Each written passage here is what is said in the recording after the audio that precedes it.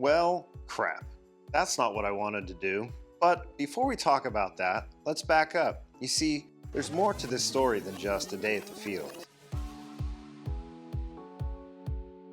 If you're new to the channel, I'm Chris, the RC Geek. 3 months ago, we moved from Southern California to Middle Tennessee. Through what I call Operation No Airplane Left Behind, we packed up everything, including more airplanes than I care to admit, and headed east. While I won't bore you with the details, 3 large pods packed to the brim with one dedicated solely to airplanes, and a 2,000 plus mile drive later, we landed here in Tennessee.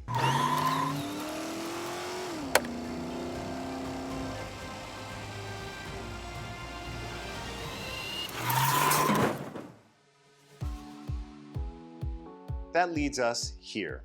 Through our house and area searching, scoping the local RC scene was an important part of it all, which brought us here, Cane Ridge RC Park. Nestled amongst the beautiful Tennessee forest is a 400-foot long by 100-foot wide paved runway amid 20 acres of rolling grass hills. A beautiful and picturesque sight if ever there was one. So after 3+ months of packing, more packing, traveling, unpacking, and more unpacking, it was time to get my groove back. The airplane of choice to find that groove is the Legend Hobby 85 Skyraider. At 86-inch wingspan, this is an impressive and large model that has all the looks of its full-scale counterpart. What's this thing called? Humidity? It's Tennessee, Middle Tennessee. So get used to it. The model itself is from Legend Hobby and is powered with a 160 kV electric motor, 12S 7000 mAh LiPo battery, and features a Model Sounds Inc. sound system. Featuring a 3-piece wing, the model can be assembled quickly at the field by leaving the center section attached to the fuselage and only requiring the outer wing panels to be installed and screwed into place. The paint scheme represents a Target tow aircraft operated with VA-35 in 1962. This AD5 model, along with its camouflaged A1 bubble top companion in my hangar, have become some of my favorite airplanes to fly on a regular basis, and having a field close by that I can fly them at any time is a welcome change to back in California. You just can't beat the unique looks of the Skyraider, and they are fantastic flying models. I've had this wrench since I was probably 18 years old. I don't even know if they still sell these. I have not seen those in a while. Yeah. All right, here we go. Cool. And so, after getting the model together, performing a little cleanup to knock off the dust, this humidity helps me glisten. It was time to try and warm up my rusty thumbs with the FMS Rafale 80mm EDF.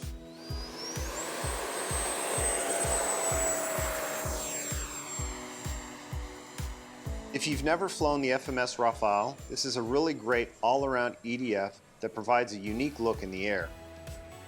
I added a couple modifications to this one in the form of one of my simulated afterburners, as well as some 3D printed performance nozzles I designed which really help boost the speed and performance.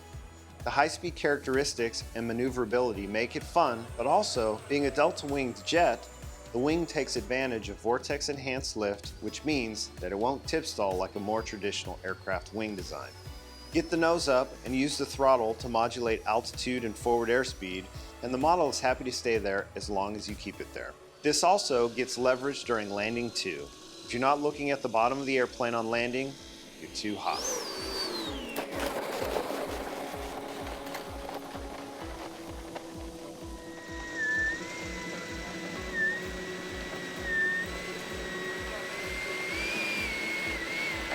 And so, with a good flight in the books, and after pondering the important things in life, my legs are killing me. I should have skipped legs day. I worked out this morning, always skip legs day. V-frame, toothpicks, that's what you want. Hey, Batman never skipped leg day. How many billionaires are there in the world? No Batman. They need to make an Iron Man suit before Batman. My dream is to make an Iron Man suit. Dad, just so you know, aerodynamics on Iron Man don't work. You're right, they don't. So all you have to do is put enough thrust on an Iron Man suit. There you go. Well, that's how it works. Just landing will be a struggle. In thrust we trust.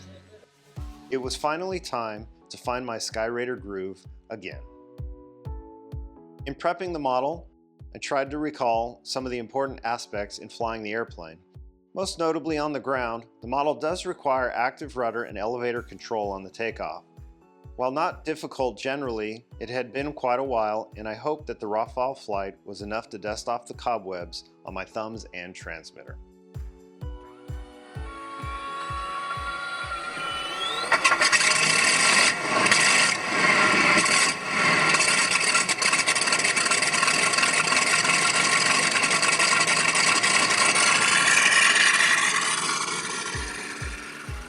Slowly advancing the throttle while insufficiently working the rudder, the Skyraider was alive and airborne again.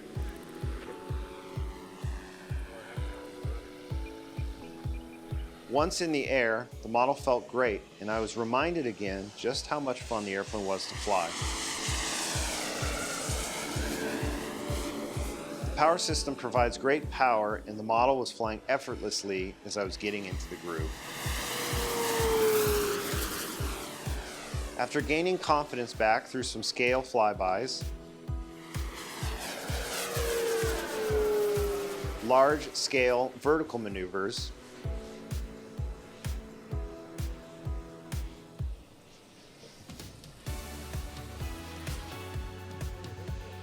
and prototypical aerobatics,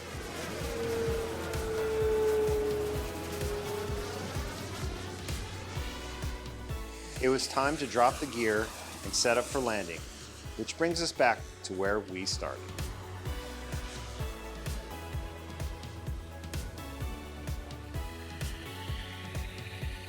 A good landing really starts with a good approach, and well, this wasn't. And the wing tanks agreed. Wowzers. I stopped flying it. After picking up the wing tanks, along with my pride from the runway, it was time for a little perspective. I got a little concerned about, I was midfield and I got slow and I just like stopped. I didn't do anything. I didn't power up. I just let it do its thing. I was like, that's a rookie mistake, man. Idiot. I mean, it's got big old tires. It's gonna handle that grass great, so. Chuck Norris tires? Chuck Norris tires. Hoping it can only get better from here, it was time for redemption. No tanks this time, mostly because the clips were broken, but also so that a bad landing could be played off much cooler by not leaving anything on the runway.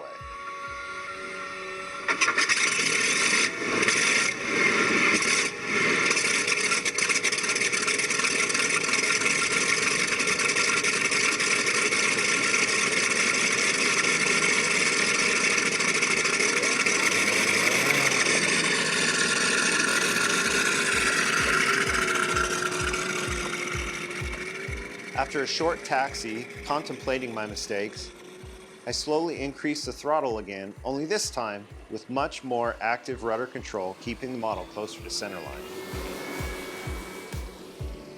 This was a good start.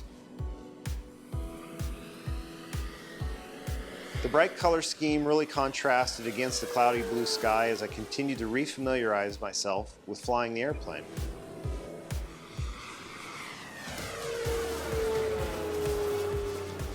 Interestingly, flying the model without the tanks isn't much different, as the model doesn't seem to notice a difference with or without tanks or stores. Maneuvering and airspeed all seem unaffected by the added drag you would otherwise get from the external tanks or stores on the wings.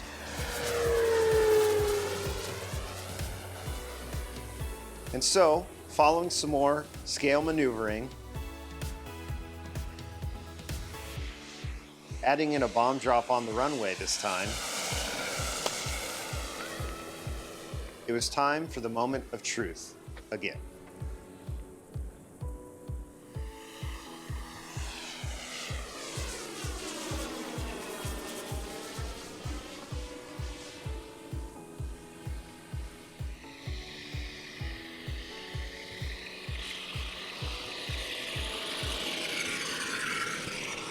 While not perfect, this one was definitely worth taking to the bank. As it turns out, a better approach and an actual flare are a beautiful thing in getting a softer landing. After so much time and everything leading up to this day, knocking the rust off the thumbs, and working to get the Skyraider groove back really makes a difference. A good flying day always ignites some inspiration to get back into the building groove too.